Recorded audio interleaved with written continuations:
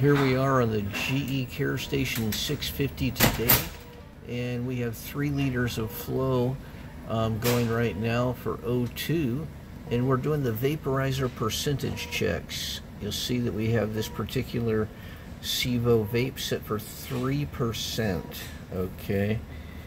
And so the tolerances, as you'll see right here, for 3%, it's 2.5 to 3.4. Okay, right there. See that? Okay, let's go to our display. And we're using the G7 Philips gas monitor today for our testing. Okay.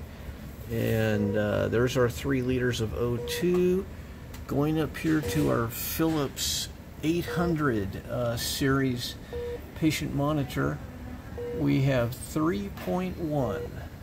Okay, so we're within tolerance on that Sevo vape that's set at 3%. Thank you.